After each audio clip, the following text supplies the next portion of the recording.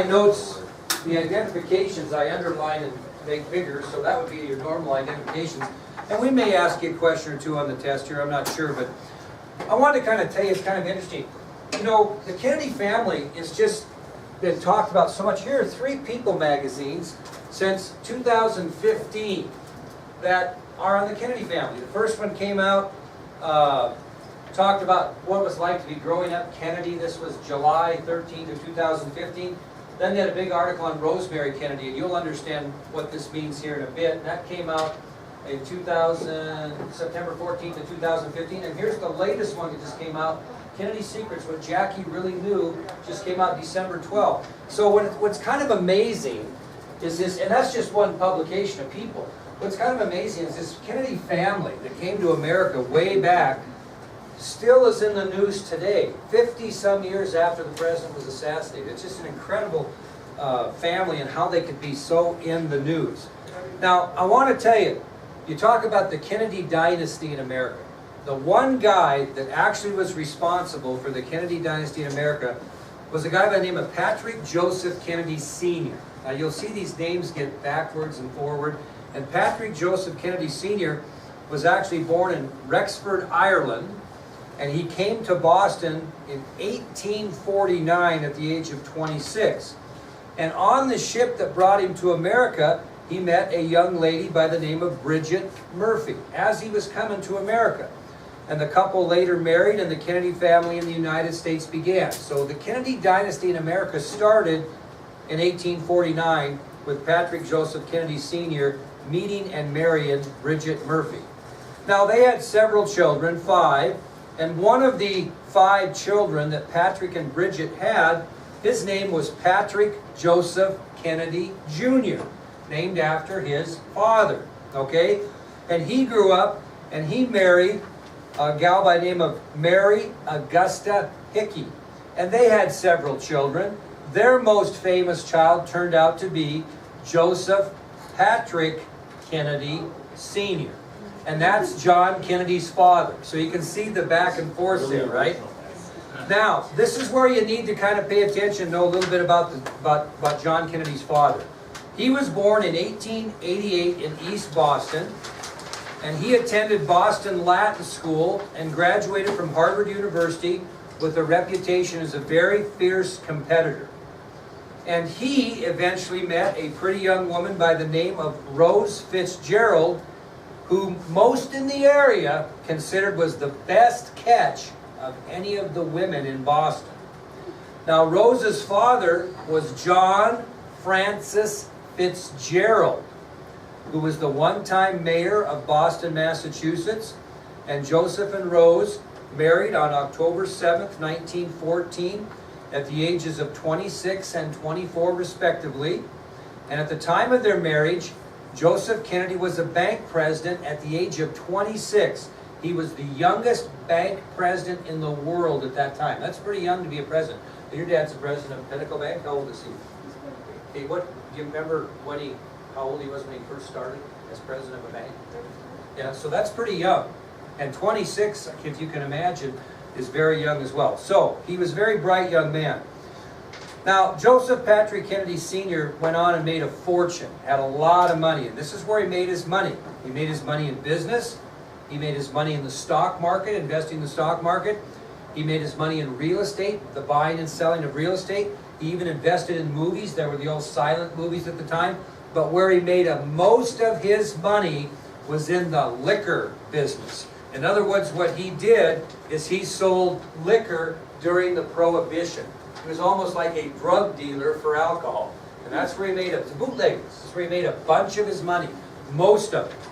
Now, Joseph Kennedy had a very strong philosophy for his family, which consisted of 3 concepts. 1, the world was a rough place for losers. He used to say, it's not what you are that counts, it's what people think you are that's important.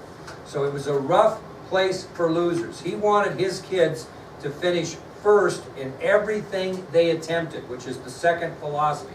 So he believed the world was a rough place for losers, and he wanted his children to be first in everything they attempted. The old saying, you know, what's the old Bobby, that movie? If you ain't first, you're last. Ricky Bobby. Ricky Bobby. It's not the Yeah. best quote. Yeah, but anyway, but I'm telling you, that he said if you ain't first, you're last.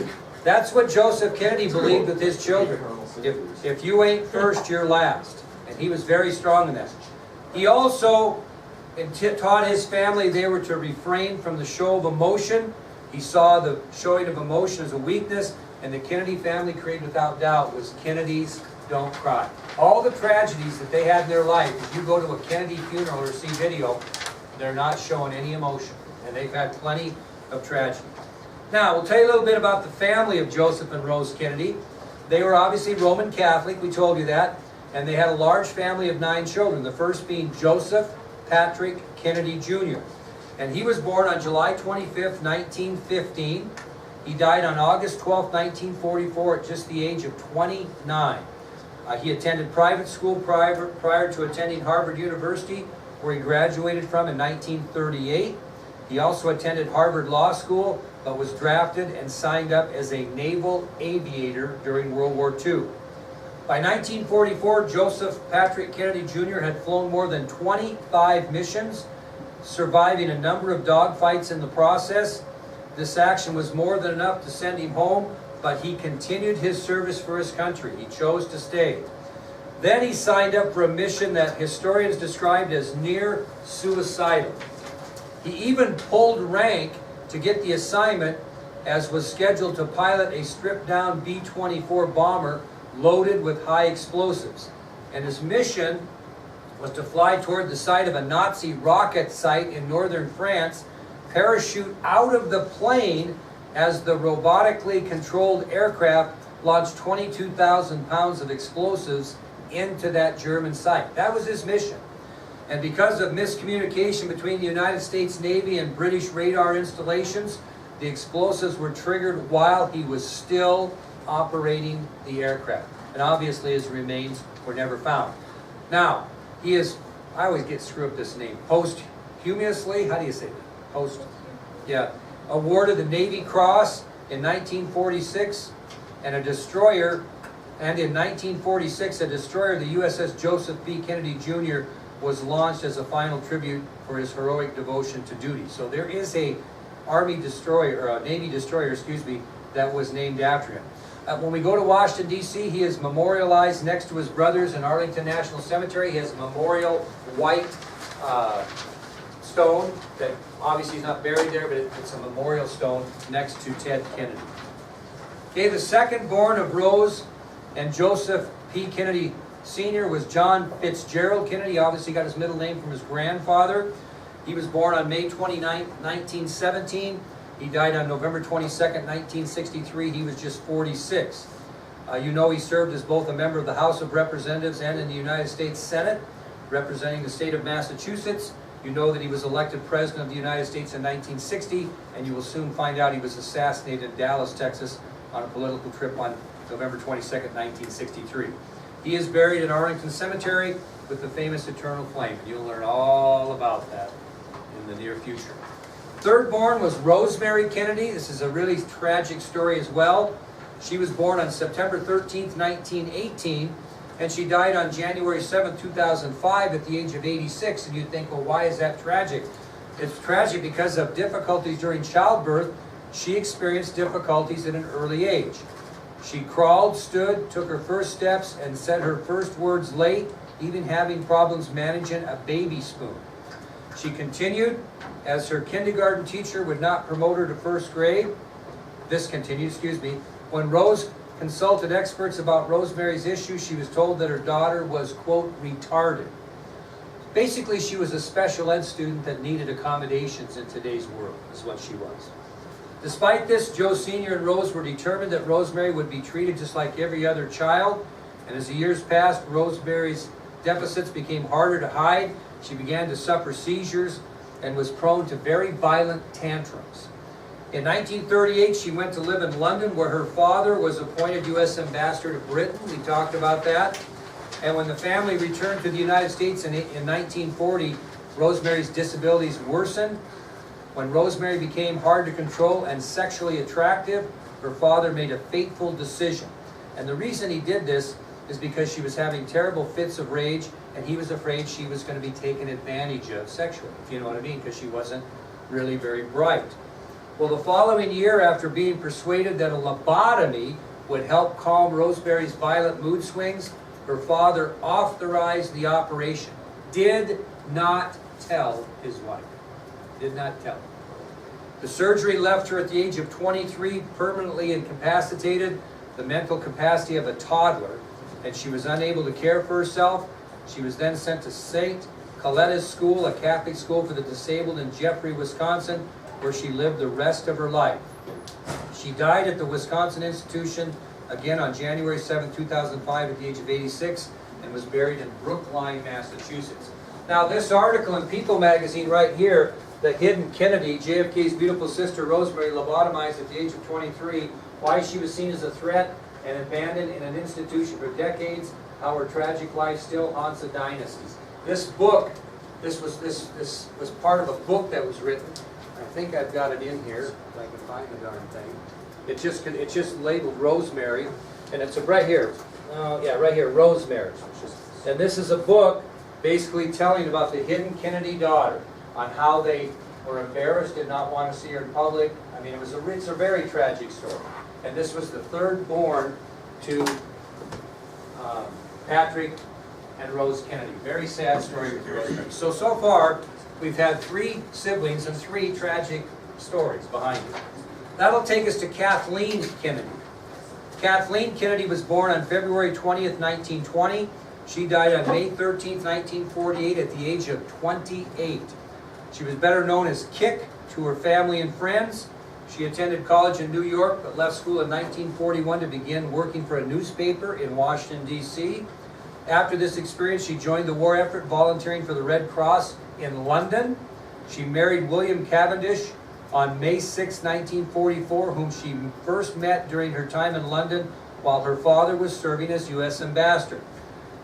Cavendish was a member of the British Army. He was called to duty on June 13, 1944, 4 weeks after their wedding, and he was killed in combat 3 months later, and so she was a widow at the age of 24. Kathleen remained in England after her husband's death and briefly visited the United States after the war ended, but she returned to London to live permanently, but was killed in a plane crash in France along with her intended. This would be her boyfriend. She is buried next to her husband outside of Chatsworth, England. So 4 for 4. Okay, 5. Eunice Mary Kennedy. A little nicer story. Eunice was born July 10th, 1921 and died on August 11th, 2009 at the age of 88. She graduated from Stanford University in 1943 and went to work for the Department of Justice. In 1953, she married Robert Sargent Shriver Jr. That's the man that JFK put in charge of the Peace Corps, and they eventually had 5 children. In June of 1962, Eunice began a summer day camp for children and adults with intellectual disabilities at her home in Maryland. From that concept came the Special Olympics.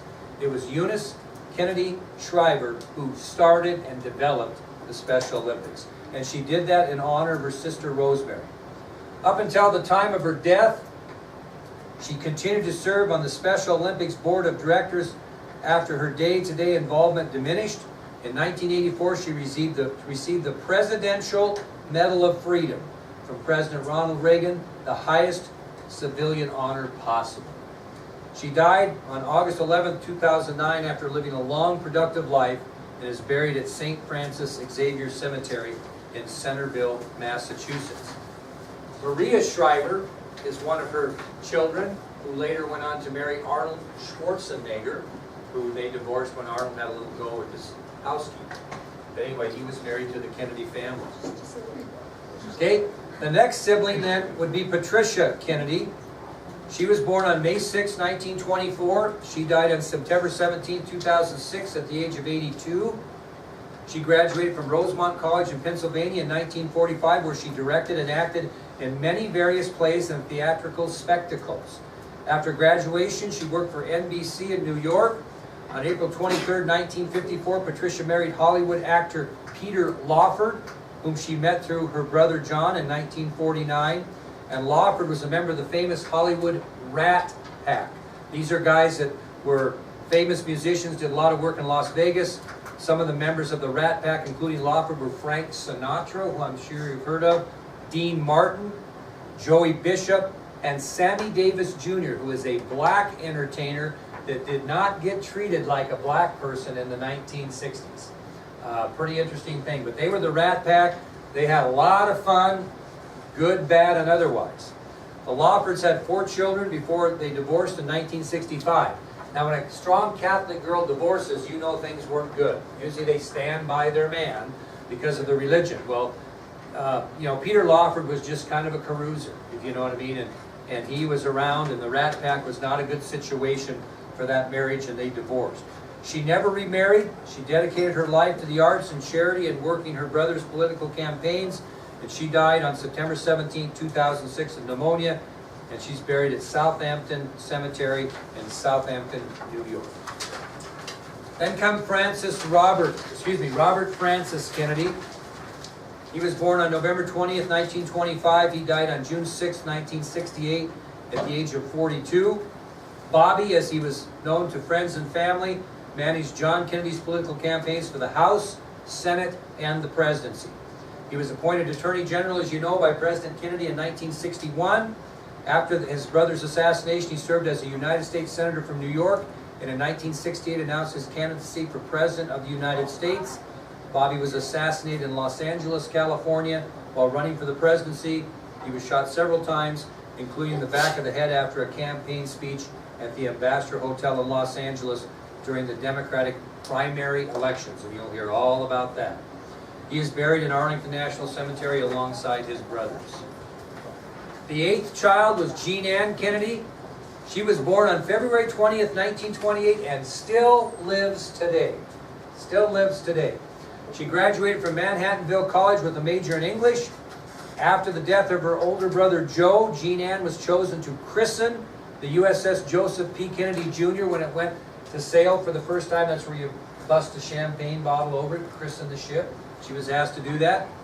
In 1956, she married Stephen Smith, who until his death in 1990 managed all of the Kennedy family charities.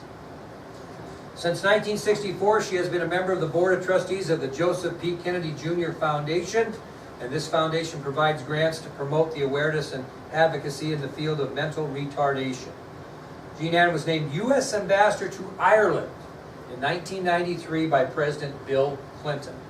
And she's still living a productive life today in the state of New York, and I'd have to do my math.